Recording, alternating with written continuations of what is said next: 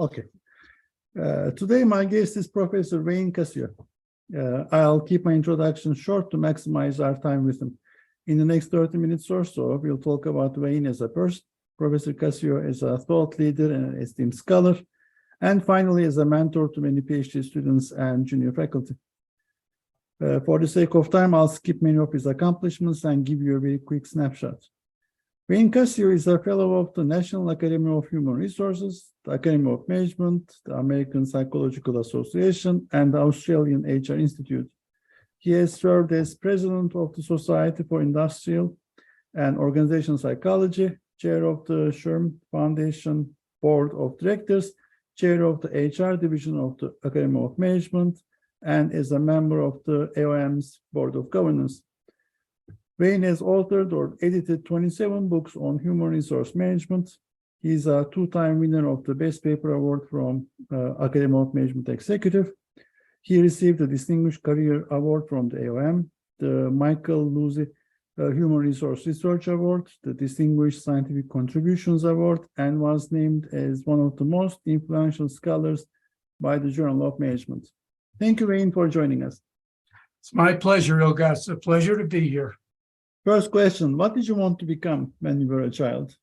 You know, I grew up in New York, and my dad was a professional baseball player for the New York Yankees. They didn't make any money at that time, but I wanted to be a professional baseball player and follow him. Very good. I never did. I didn't have the skills to do it. Okay, okay. That's what I wanted to do. Interesting. So can you pinpoint the earliest moment of awareness between international and domestic? I think that's a really good question, and I'll give you the most honest answer I can, Ilgaz. And that was, I was a sophomore in high school, and it was during the 1962 Cuban Missile Crisis. And I remember I didn't study for a Latin test the next day because I didn't think there was going to be a world left. I thought there'd be a nuclear annihilation.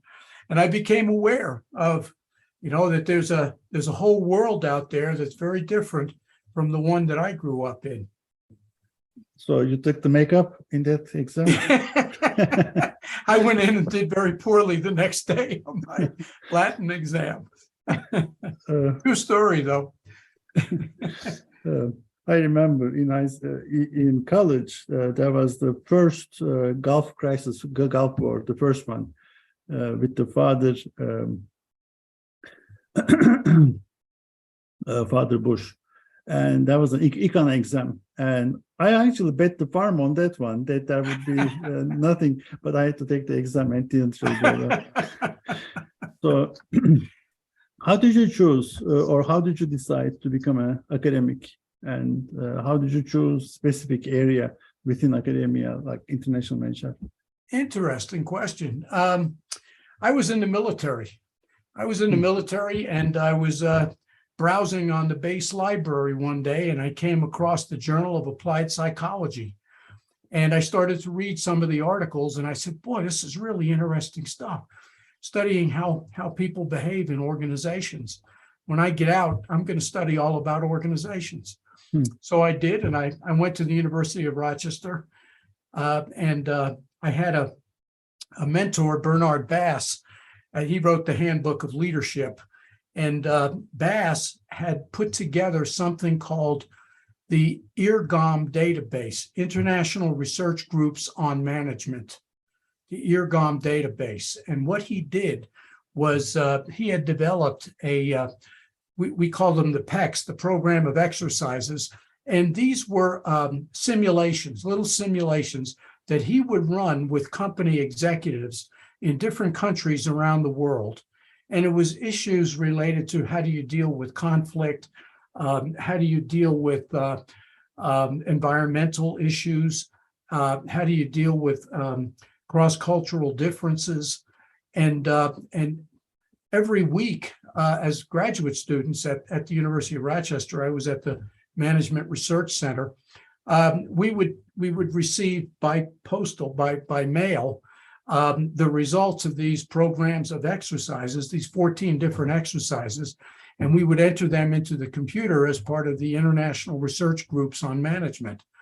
So from a very early experience, I was sensitized to international issues, and I published a number of articles early on in my career that were based on this international research groups on the IRGOM database.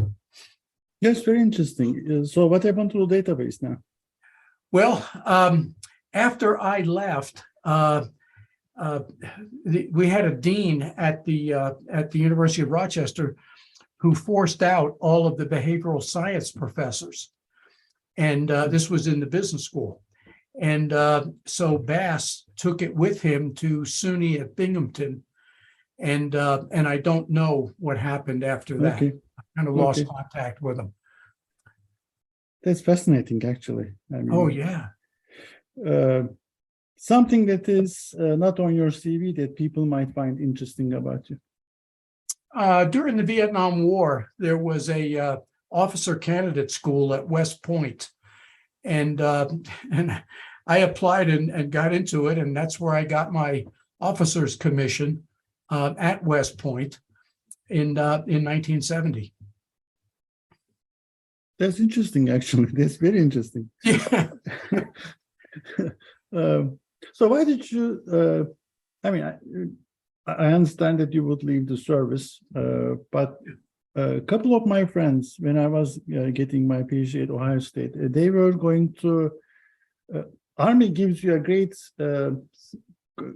context for doing experiments and surveys, you know. Why did you leave that environment? Oh, well, I didn't really have a choice. And that was, I mean, I loved the Army, I loved the military, but it was during the Vietnam War and after the Tet Offensive in 1969, President Nixon de-escalated the war, and I had an opportunity to get an early out from the military and go back to graduate school on the GI Bill. Okay. And that's what I did. If you could do it all over again, what's the second best alternative path for you?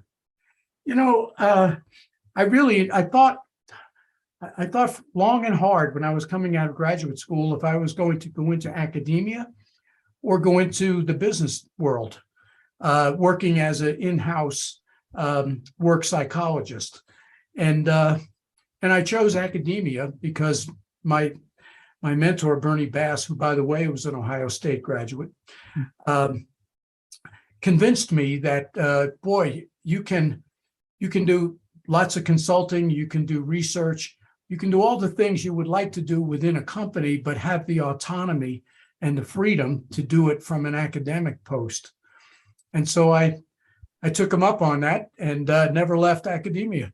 It's good advice, actually. It was. Upside potential always. Regrets. Have you got any regrets? Let's see. I would say, you know, you introduced me and you talked about the books that I had written and the positions I had occupied in my profession. I've always been a big believer in giving back, service to the profession. But, you know, I don't know if it's a regret, but I wish I had spent more time with my family, especially as, you know, my son was growing up. It's not like I was never there, but I probably always could have done more. And, you know, the tug of doing research and the tug of consulting and professional service pulled me away in many cases. Oh, it's a common, I mean, all these great people in the field basically say, I should have spent more time with the family. And this is important, one of the most important things. Well, you can't change it. Once it's gone, Sure. It's gone. You can't change that, you know, that's for sure. What did you learn from your biggest failures? Interesting question. I began writing a textbook my first textbook was in 1975. I began writing it. I didn't publish it until 73 I began. I didn't publish it until 1978. And it was called Applied Psychology in personnel management at the time. Now it's called applied psychology and talent management. But I began writing it, and I was a completely unknown young assistant professor, had no track record whatsoever. And at that time, you wrote textbooks either for the business school market or the psychology market. I was trained as an industrial organizational psychologist. And I wanted to bridge both. I was trying to bridge these two markets. And every time I'd send off a chapter to a different publisher, I would get the same response. It says, technically, it looks good, but we don't know where it's going to sell. What are you trying to write for? A business market or a psychology market? And the book has 18 chapters because I was rejected 17 times. 18th one. On the 18th one, it was a subsidiary of Prentice Hall, Reston, who agreed to take a chance. And the book sold, I don't know, 50,000 copies in its first edition, and it sold in business schools and psychology departments and nursing schools and schools of public affairs. And, I was reminded of the Winston Churchill quote, when you're going through hell, going. And I did for years. I went through hell, just kept getting rejected over and over again. What kept you motivated? What made you say, let me stick to it a bit more? Well, I could say something that wouldn't be true, but I think the most honest thing I can say is that I had written all these chapters, and I said, I know there's value in this. Somebody is going to want to publish it, and I just kept going. So in other words, it was sunk costs, if you will, sunk costs. I had spent so much time and effort doing this. I said, I got to see it through. Somebody's going to want to read this. Sure. So what are you most proud of? Well, I guess personally, I'm most proud of being married to a wonderful woman and my son as well, and who's done very well.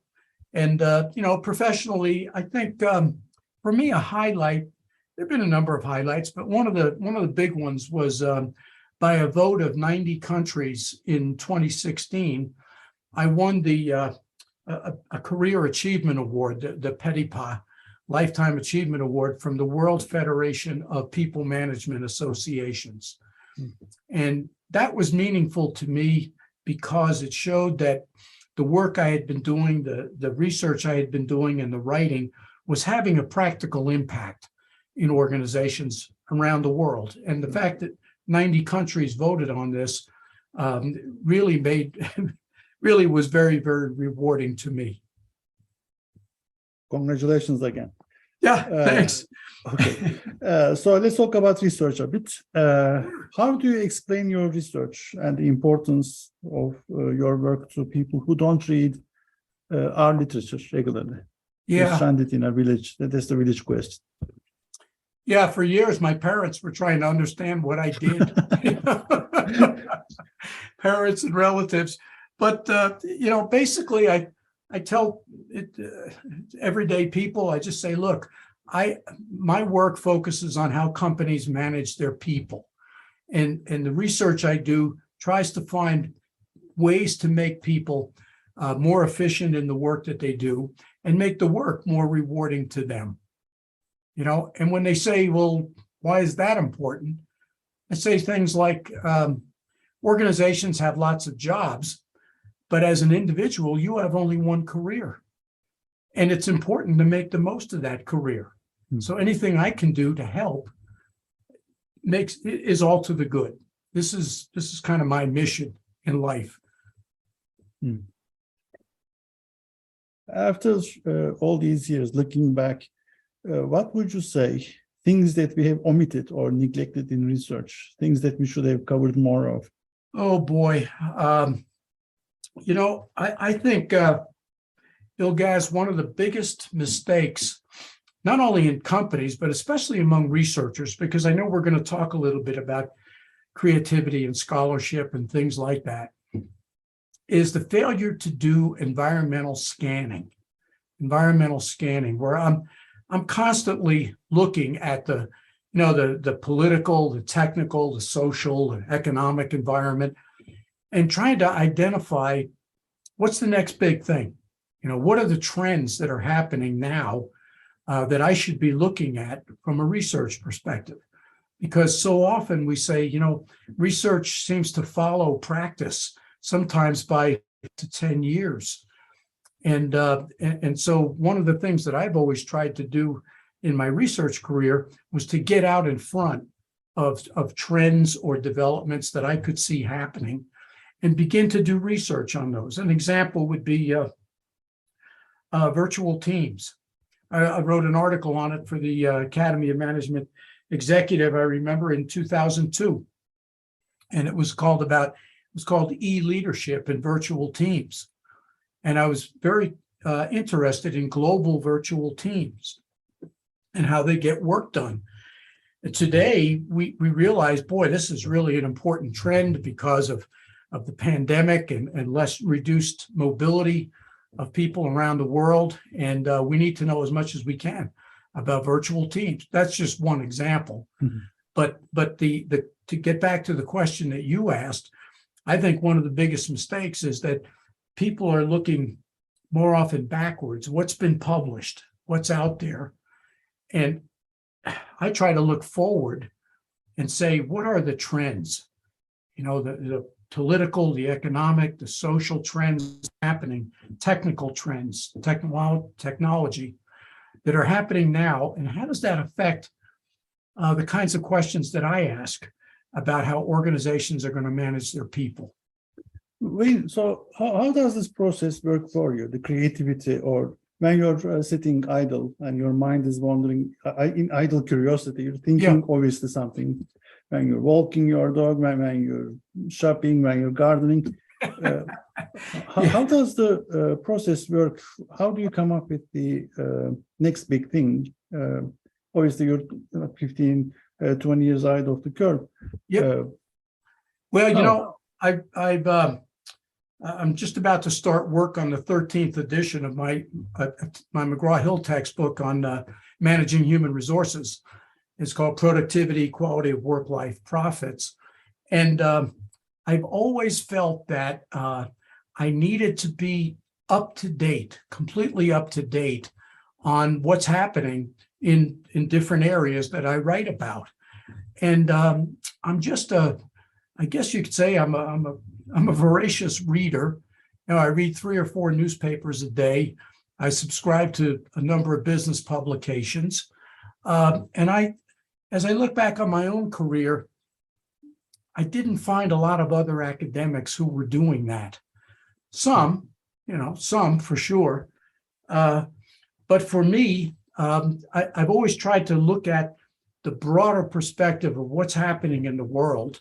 And how's that, you asked if I'm daydreaming or thinking about things, I often think about developments that are going on in the world and how do they affect the kinds of issues that I study.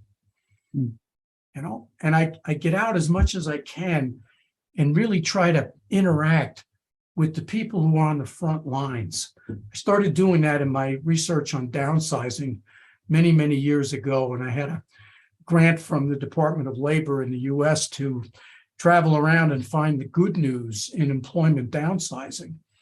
And I know that sounds unusual, the good news, but I'll just tell you really quickly, it came from interacting with literally hundreds of executives, hundreds of employees in different companies, multinational as well as domestic. And I found that very quickly they sorted themselves into 2 camps as I started asking them about how they see their people. Some saw their people as cost to be cut. They're the biggest source of their operating costs. And when you need to cut costs, it's kind of a plug-in mentality. Plug them in when you need them and pull the plug when you no longer need them. Yet there was a much smaller group, maybe 10%, who said, no, Intel was a great example. And I was talking to executives there and they said, no. We see our people as assets to be developed, not costs to be cut. And so our question is, how can we take the people we already have and use them even more effectively, even better? And I wound up, writing a book about that and doing research on downsizing for the next 20 years to look at the financial, the psychological, the economic consequences of employment downsizing. It was a long-term research project for me, not only in this country, but also overseas. True. So if you could look into a crystal ball and say the next 5 to 10 years of the field is going to be taking such and such direction, what would it be? Yeah, what I see, Ilgaz, we look at all the shocks that have been happening, whether it's the Russian invasion of Ukraine or the pandemic and so many other shocks. These are going to be continual. This isn't going to be unusual. This is the new normal. I think one shock after another. We're seeing supply chain shocks, for example. And to me, one of the greatest challenges for companies, particularly multinational companies, is going to be what I call geopolitical resilience. Geopolitical resilience, the ability to be agile, to be able to keep going in the face of these shocks, be able to adjust to them rapidly. And that's what I mean by resilient, to continue to adjust strategies in the face of these shocks and the new competitive dynamics that we see. I think this is going to be huge. The pandemic has changed everything about how we think. To me, everything, how we think about how work gets done. We talked a little earlier about global mobility. There was a huge pullback in expatriates with multinationals sending people overseas during the pandemic. People are more concerned than ever before about health and safety issues. Safety was always an issue with things like terrorism or kidnapping for executives, but now it's the health issues that are really critical. And so many expatriates are rethinking, do I want to bring my family to a foreign land for 3 to 4 years, whatever it is? And companies are looking at alternative ways to get work done. And this is part of this resilience, this geopolitical resilience. And I think we're going to see lots of research coming in the coming years on ways that companies can adjust to these shocks. True. Yeah. Maybe if 10 years ago, when I was in Georgia State, the biggest multinational, or one of the most important visible multinational, was Coke. And they would send people over for 2 years, 3 years to overseas assignments, and they actually switched very fast to 2-week deployment. Short term, yeah. Short term, right? Yeah. And then after the pandemic, obviously everything switched. But right now, other than the academicians who are trying to find a location to just go and do something, companies are not really picking up on that global travel thing at all. It's That's right. Interesting. About the culture of IB scholarship, how did it evolve over time? From your experience, from your window, was this a fruitful evolution? Are we losing something along the way? That's a really good question, Ilgaz, and I have an answer to it, at least in terms of what I experienced in my own university. When we originally began to hire IB scholars, there was great debate among the faculty of, is this a standalone discipline, a functional area, or are these individuals just looking at international issues in the broader context of their own functional expertise, whether it's marketing or finance or accounting or management? And over time, what I have seen is that, as I've observed the evolution over the last, 40 years, is IB has really come into its own as a legitimate professional discipline within business schools.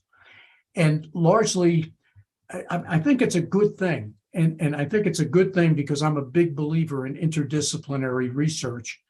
And that's what I find so exciting at the Academy of International Business, is it is so interdisciplinary. I really, really like that, you know. Wayne, about advice and mentoring. What is the one thing you wish you had known early on so that it would save you so much pain and agony? You know, and I can only speak personally, but for me, I wish that I had had a broader edge. I was educated in psychology. I got an undergraduate degree in psychology at Emory. I got a master's in experimental psychology, and then ultimately a PhD in industrial organizational psychology. But I was always curious about economics, about marketing, accounting, finance. And I wish that I had taken more courses in those areas. I did do a sabbatical at Wharton in 1987, 88, where I spent the whole year just taking corporate finance and investment theory courses because I wanted to know more about the area. I had taught statistics for 20 years, so the quantitative part wasn't a problem, but I just didn't know the content. For me, that was such an eye-opener, so valuable to do that, because I found that I could interact more effectively with executives. You know, we could speak a common language, and that was valuable for me. And I wish, you know, in giving advice to younger scholars, doctoral students, whatever, it would be, if you're interested in international business, get as broad an education as you possibly can. Many have MBAs, and that's a good thing. I mean, this is an important point. Many years ago, maybe 15 years ago, I read something Richard Taylor said. Richard Taylor said, "Oh, look at this guy, Matt Rubin at Berkeley. He's translating econ into psychology, and he's opening up the field for the next 100 years." And then, it just went, and he got a lot of awards. He got medals and all that stuff. Sure. But eventually, that translation was never accomplished. Why? Why don't the econ and the psychology don't really mix the way that Richard Taylor said it would, and Matt Rubin started to do? Well, it takes people to make it happen, Ilgaz. It takes people to make that happen. And you have to have the willingness to cooperate and the openness to learn from people in different disciplines. Most of my career, I've been doing interdisciplinary research, and it's hard. It's hard because when you come from different backgrounds, as you know, we speak a different language. You know, you speak a different language in economics than you do in social science. That's for sure. Speak a different language in IT than you do in accounting.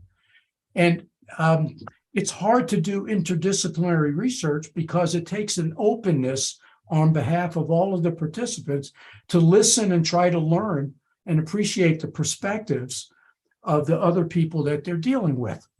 And so, you know, in theory, it makes good sense to incorporate economic considerations in psychology research and vice versa.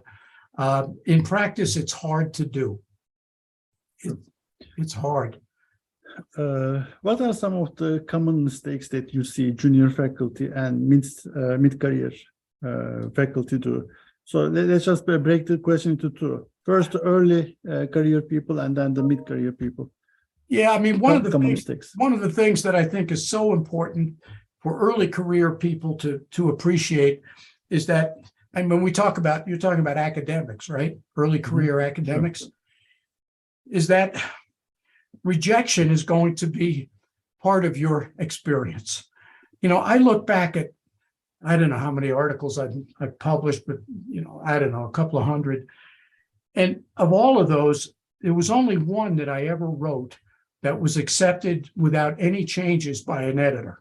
You know, it wound up winning the best paper award that year. It was in 1992. It was called Downsizing. What do we know? What have we learned? And it was written out of passion more than anything else. But for the most part, you're going to go through multiple rounds of revision. You're going to have multiple rejections in the course of your career. We've often said you got to be a thick skin to be an academic. You talk to any successful academic, and behind all of that is, what did you learn from failure? You know, what did you learn from the times you got rejected? And manuscripts you thought were first rate, you thought, but others didn't see it that way. And it's so important because I have seen this over and over again. And I think it started as a graduate student.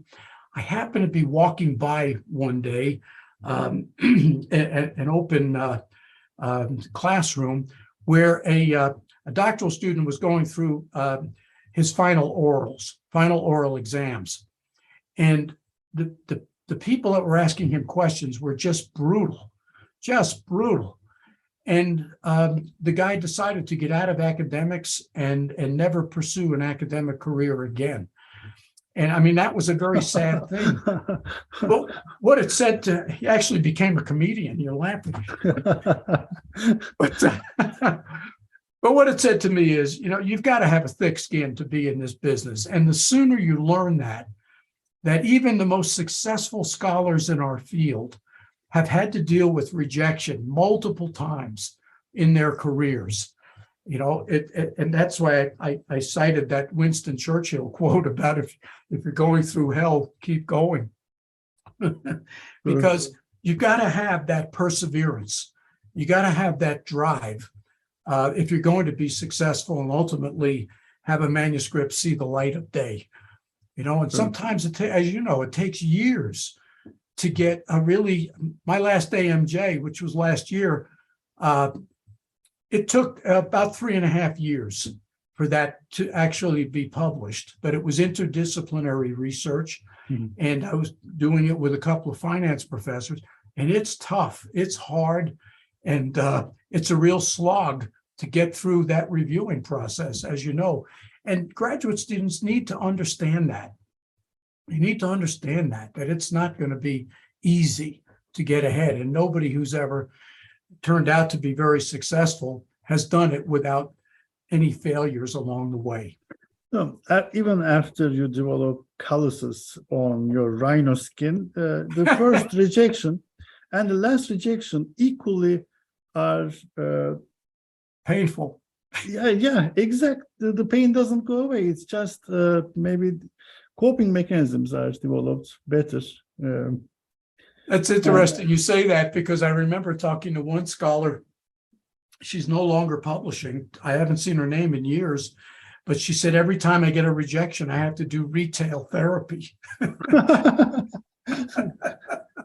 What do you do? Do you show your review letter to your wife?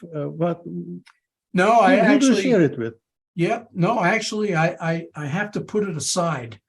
It's so emotionally draining to read these things. I actually have to put it aside for a few days, sometimes a few weeks, and then I'll come back to it, and I'll try to look at, well, did they say anything good about this manuscript? You know, did they say anything good? Try to pull some of that out.